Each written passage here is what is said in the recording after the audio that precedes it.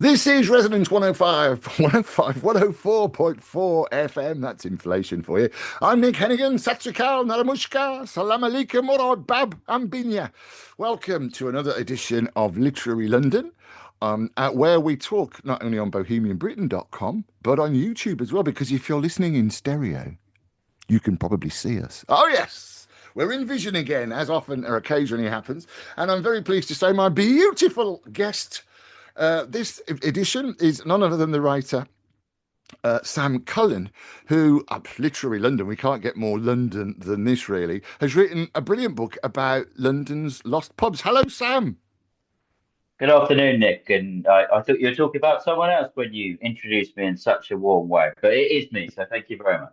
Yeah, and of course we know each other now because we did a little session at the Chiswick Book Festival, which was rather good fun, wasn't it, on stage? And I Yeah, think in the bar afterwards as well. Yes, yeah. briefly. Well. I think it's what they call a professional debrief, isn't it?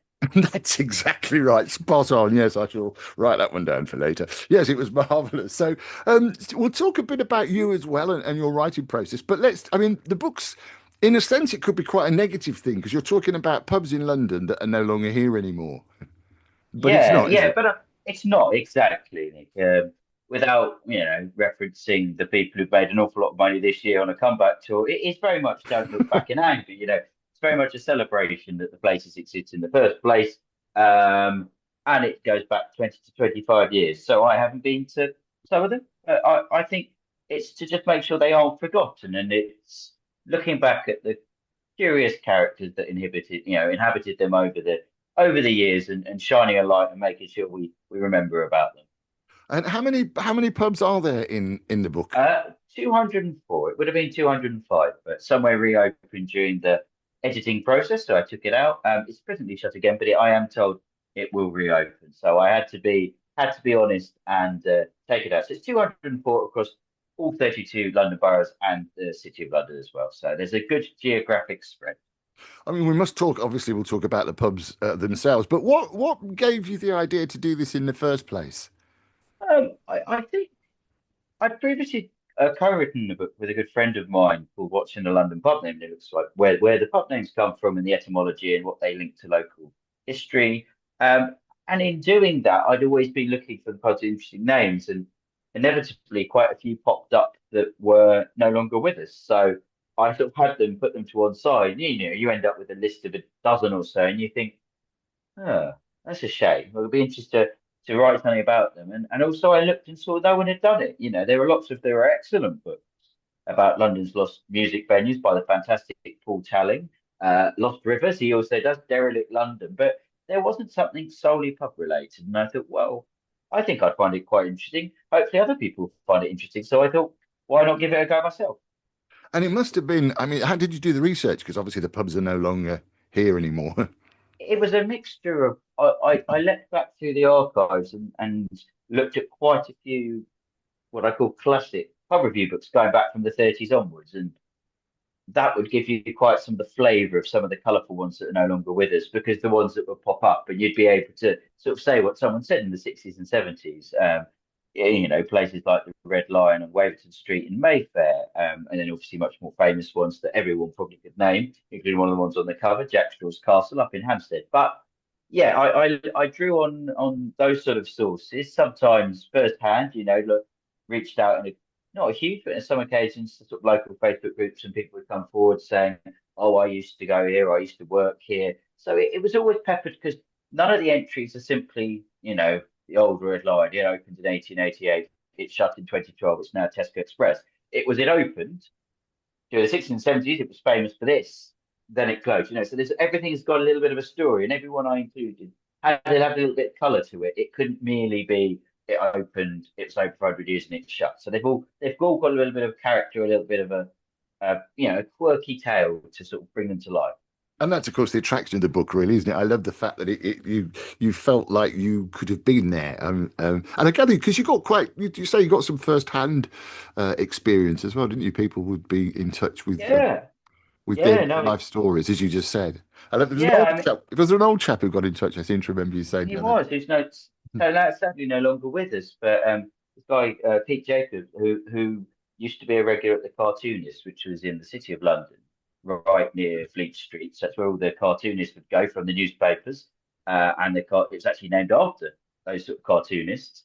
And they had their annual sort of meeting there every year. And the winner of the Cartoon Society Award of the Year often got a chance to do. They changed the pub sign every year. I don't think that went on forever, but for a while they did that, and then they had a party one year where they brought a bear in. That a bear had been in an advert that had escaped, so that was the cartoon of the year, and they This were was a 30 real, a minutes. real, a real A live real bear. bear, Grr, grr, yeah, yeah. And it was grr. about 30. They were 30 minutes away from being arrested by the City of London police under like the Dangerous Animals Act before they put it back in its cage, as it was just right, here in this pub just off Fleet Street. So yeah, he got in touch and recounted what it was like there, and told me some of the stories. So that it's really touching, it's really nice to sort of. 'Cause a lot of it is it's social history, Yeah. it's how it connected to communities and stuff. So that's what I really wanted to bring alive, really.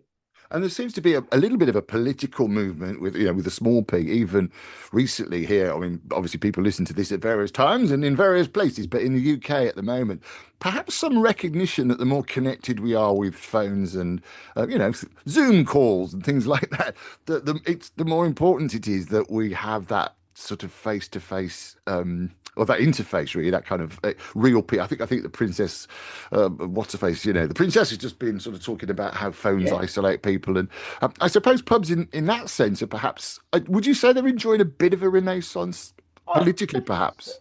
I think so. I mean, you've got to look at. I think there's even been an announcement today about encouraging them to stay open for a couple of hours extra, and I think that's what I sometimes pick up from people who come from other countries or other cities, and they come here and they think, London is a busy, vibrant city, but our pubs close.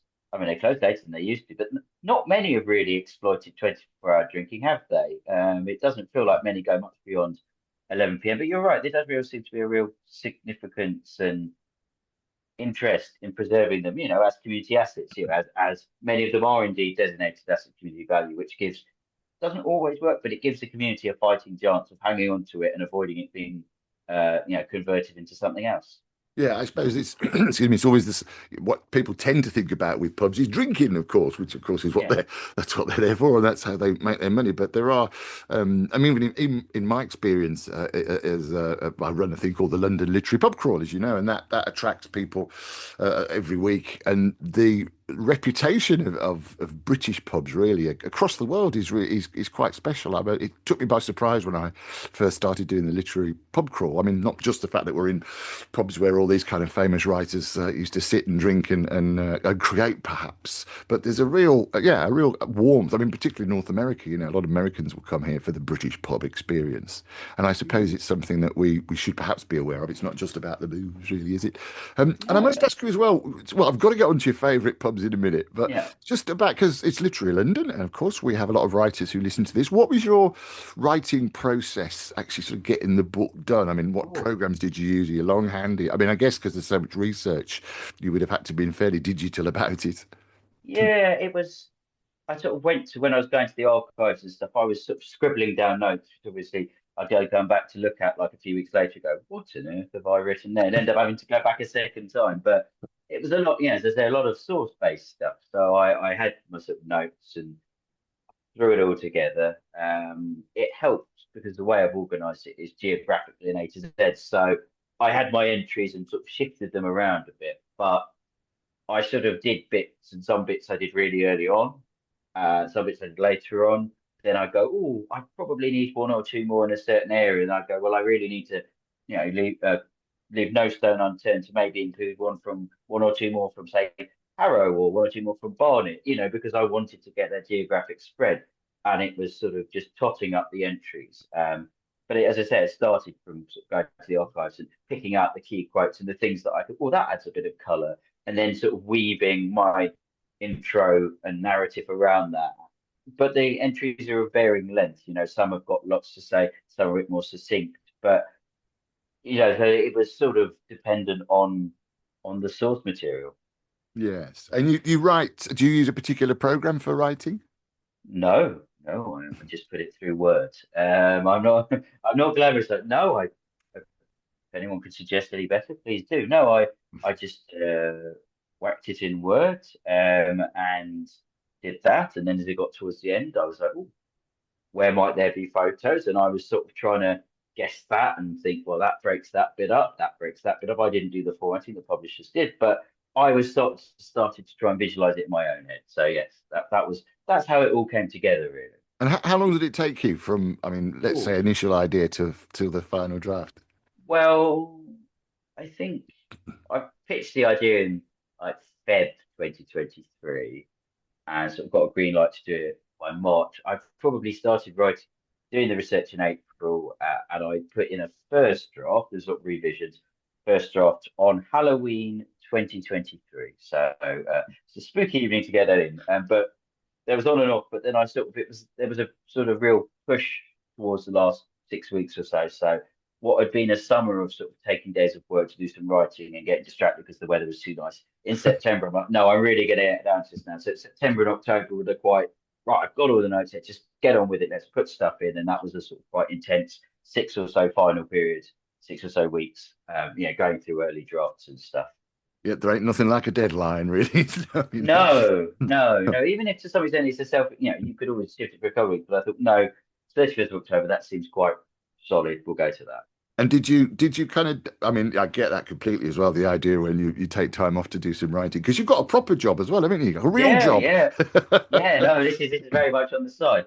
But yes, so we sort of tried to do potato, but you sort of sometimes if you take time off and just have a whole day off, you don't really get much done anyway. So in the end, weekends were my, being quite disciplined on a Saturday morning and sort of thinking, let's just crack on and do because it's only a finite amount, as I'm sure everyone from listening that you can do in a day. And sometimes it helps to have the structure of doing something else first, doesn't it? Whereas if you give yourself the whole day free, then you end up procrastinating. Whereas at least got to do this between 10 and 2 or 10 and 3, then go off to do something else. Yeah, because sometimes you might not have the right cup of coffee, for instance. You might be in the wrong. I'm joking Fun's slightly. in the wrong place. Yeah, exactly. That's right. Yes, I've just had to. I'm talking about you, Steve. Stephen Jackson is a writer mate of mine in the Midlands, and we were having a chat about just that very thing about deadlines this weekend. Yes, that was very pertinent. I'm Nick Hennigan. I'm talking to the author, Sam Cullen, who has written a book called London's Lost Pubs. And we're in Vision as well. We're not only are we on YouTube, but we're also on bohemianbritain.com, which I think is going to be renamed literarylondon.com fairly soon for some reason. Don't forget, if you'd like to get in touch, as always, if there's anything happening in the region, although, as you know, we often spill outside of London, then do get in touch. You can get me, as always, at radio@mavericktheatre.co.uk, radio@mavericktheatre.co.uk. Or, I've got my own now, yes, Nick, Nick, at bohemianbritain.com. Ooh, yes. Nick, Nick, Nick at bohemianbritain.com. And I'd have to say hello as well to Kath in California. She's been in touch. Hi, Kath. I haven't heard from her for what, 3 weeks? Kath has been emailing for a long time, and she apparently always listens to the show on the beach. Yeah, I mean, I just like to believe that. I like to think that we're actually in America now. Yeah, and Kath's looking out to sea and thinking about London pubs. So um, we've got to come into the kind of the meat of the matter, really, and that is the pubs themselves. So, um, gosh, did you have a favourite? I mean, it's like choosing a favourite child, isn't it? Or is it what were the stories that really stuck and resonated with you? Because you're a London boy as well, aren't you? Yeah, Yeah, well, I'm originally from Brighton, but it's not far, is it? So it's sort that's of it. London by the sea almost. So, but Yeah. I've been here for the best part of 20 years. It's a very good question. I think it varied. I'd love to have gone to. I'd love to have gone to the Paver Arms, which was an Art Deco pub just off Westminster, and the description of it at the turn of the century, so the 2000s, was I think someone like Time Out may have called it London's most complete Art Deco pub, and it had like the uplights, sounded like it had like nice red seats or mirrors, and all the different bits. Like there was the restaurant bit and the saloon and the stuff, all of that. I would have liked that because I'm fascinated by architecture as much as I'm fascinated by pubs, and I think that would have really, uh, I would have really been taken by that. I think also, as I say, some of those city ones, I'd have been quite curious to go to the cartoonist and run into some of the cartoonists like sketching away the political shenanigans of the time. And a sort of mixture. I think.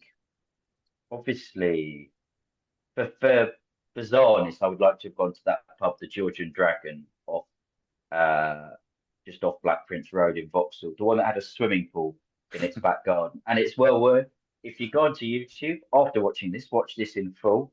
Make sure you've caught up with all of Nick's episodes. But once you've done that and you're waiting for his next exciting instalment, look up Georgian Dragon Public Houses Thames. And there's an old 1983 news report about how a pub in Vauxhall puts a swimming pool in its back garden.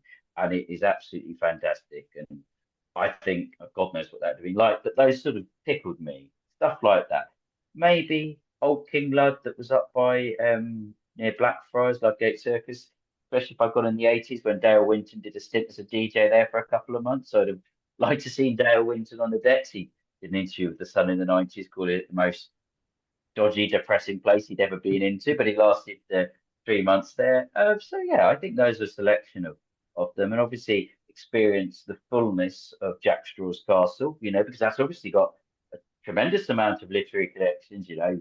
From Dickens, Dracula, all those things that comes up, being up on the heath. I think I'd like to have gone to Jack Straw's Castle as well. I may have once sat outside with our parents in the child, but I definitely never went inside. So I'd like to have experienced a bit of that. But lots of them, I think, apart from one or two of the ones that sounded a bit more edgy, maybe not the barge pole in Thamesmead, or the one you told me about Nick, that you went to, the Wat Tyler in Kidbrooke. Maybe I would have not minded giving them ones a slightly bit of a miss.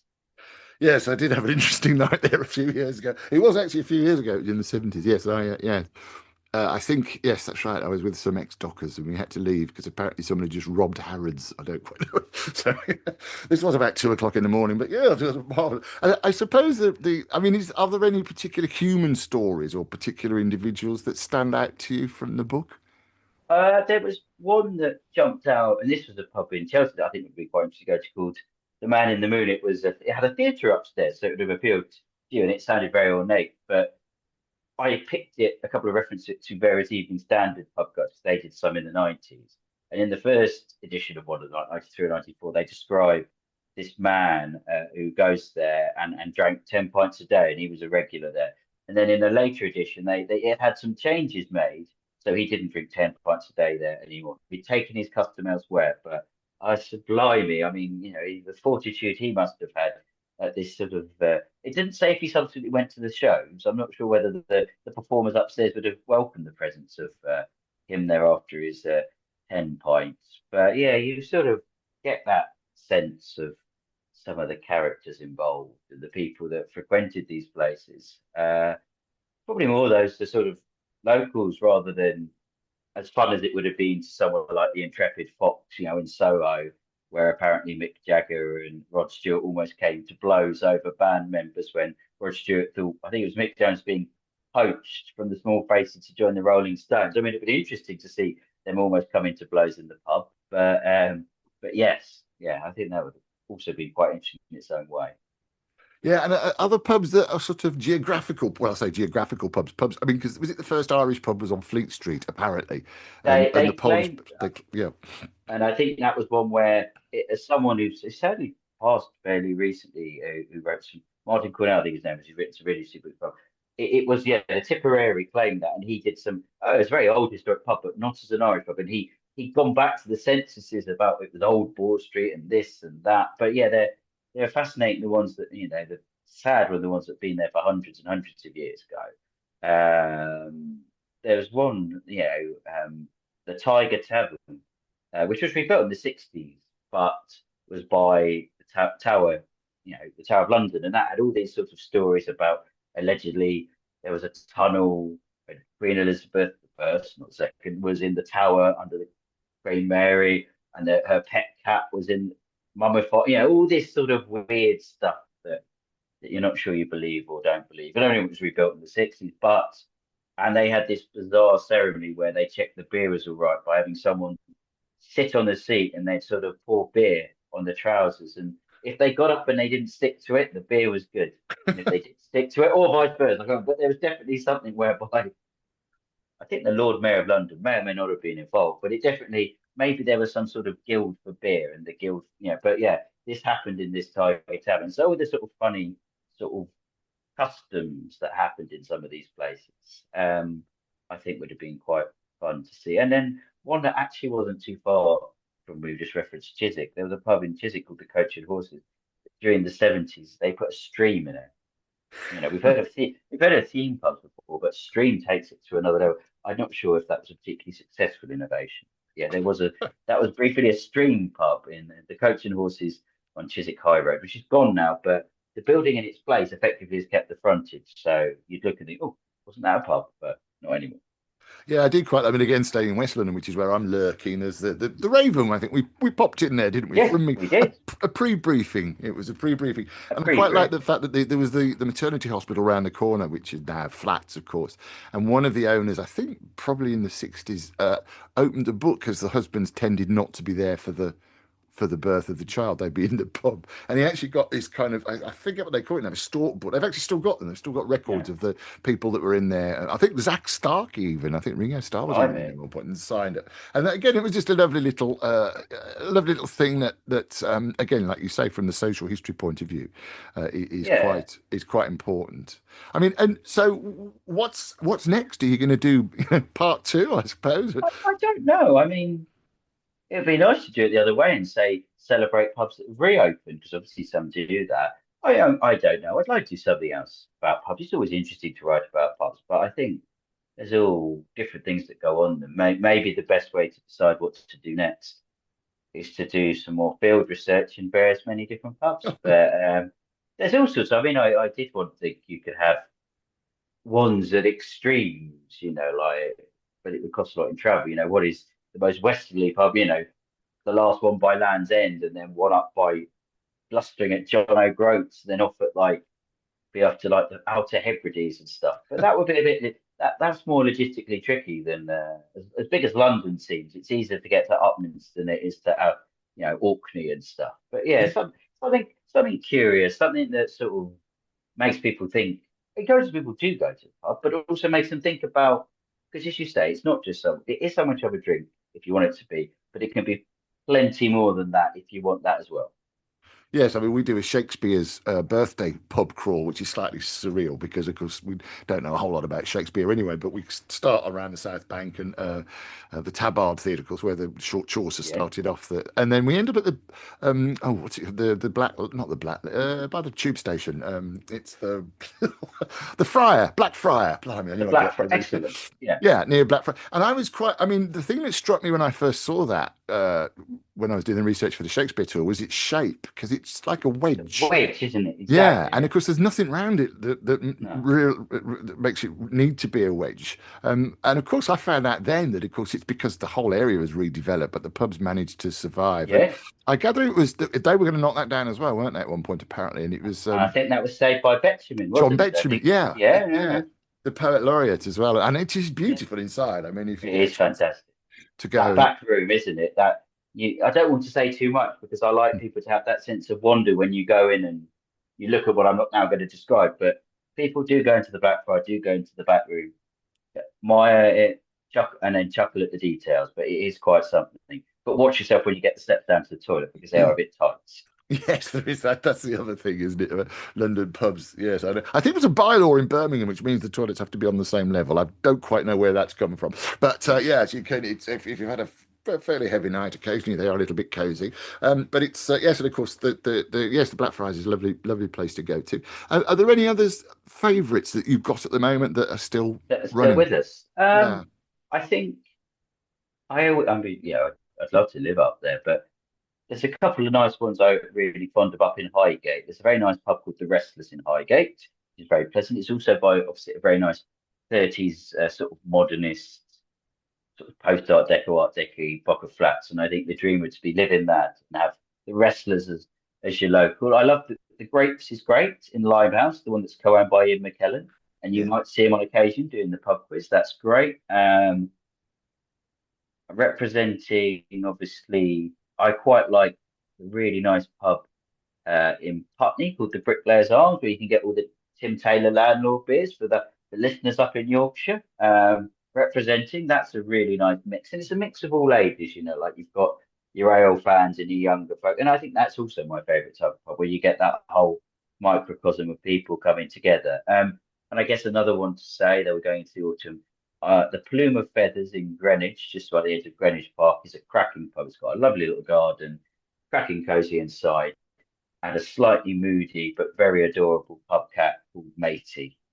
You've got to watch yourself with him. Don't stroke him if he doesn't want you to stroke him. But yeah, Plume of Feathers in Greenwich is good because also it's a little bit further away from because if you arrive by the Cutty Sark, those get absolutely rammed. Understandably with tourists. If you go up more towards Maze Hill Station, you'll find the Plume of Feathers, and that's a cracking pub, well worth a visit. Yes, the Raven has a slightly difficult pub cat as well, by all Yeah, accounts. Well, that's brilliant. Oh, thank you. Thanks so much for this. So the book is called London's Lost Pubs. It's by Sam Cullen. And where can we get hold of it? And who's published it? You got the details, Sam? it's published by White Owl, who are part of Pen and Sword, so you find it on the Pen and Sword website, as well as being available from there. It's about 20 odd Waterstones across London. So if you live in London, you might find it at your local Waterstones. It's in a handful of Daunt, other independent bookshops as well, and obviously online through via the usual suspects. But if you don't want to support sending Katy Perry into space again, then maybe support a more local thing. But you can get it in plenty of places across London. And any information? Have you got your own website, Sam? I forgot to ask you this. I haven't. So you might find me on Okay. sort of social media on X for my sins, and if you do find me on there, um, and if you do get the book, I'm always curious about what stories touch people the most because I know what my favourites are. But the interesting thing about doing this is the ones that capture other people's imagination, and that's what I'm just so curious about. So if anyone, if people buy it, do let me know which ones, touch you or which ones you had a bit of personal connection to.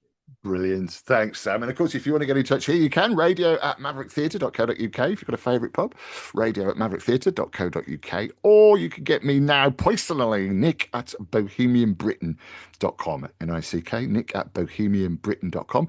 And that's all we've got time for. Thank you so much for your time and your talent, Sam. It's a fantastic book. I loved reading it. And I shall see you next time. I'm Nick Hennigan.